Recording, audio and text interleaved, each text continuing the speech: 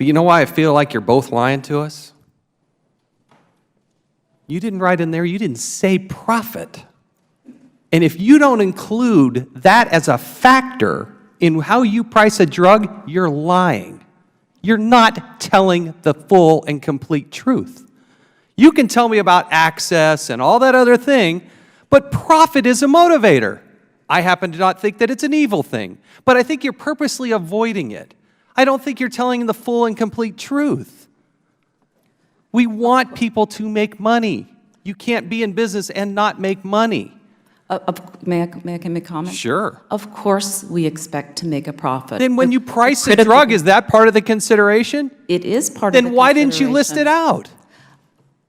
Again, we expect to make a profit. I think what's critical, and I did mention it in the form of the need for innovation, because in a research-based pharmaceutical company, we reinvest that into research. That is not the history of Turing. Turing is a brand new company. Exactly, and it is a better model to understand because Valiant has literally over 1,000 different items. They've got long history here. Right. And we can be fairly critical of certain things, but when you have a drug that is acquired, that's been on the market since, I believe, 1953 or so. Something like that.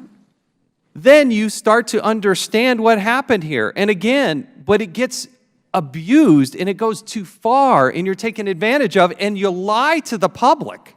You go on television, and I'm saying you personally, but I'm saying when the person who owns the plurality of the company here lies, it appears that this is cheating the American people. And I think you're both being disingenuous and incomplete in your answer, and I want you to reconsider in the future. Profit is, of course, a motivator. It's, of course, part of your calculation. You don't have CFOs that sit in there and don't calculate out the profit line.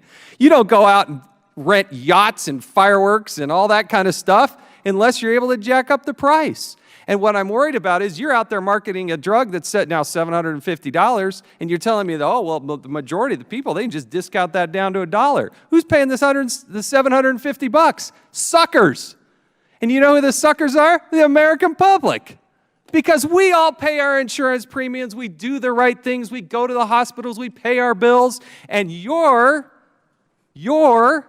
extravagance is something we all have to pay for. It's pennies.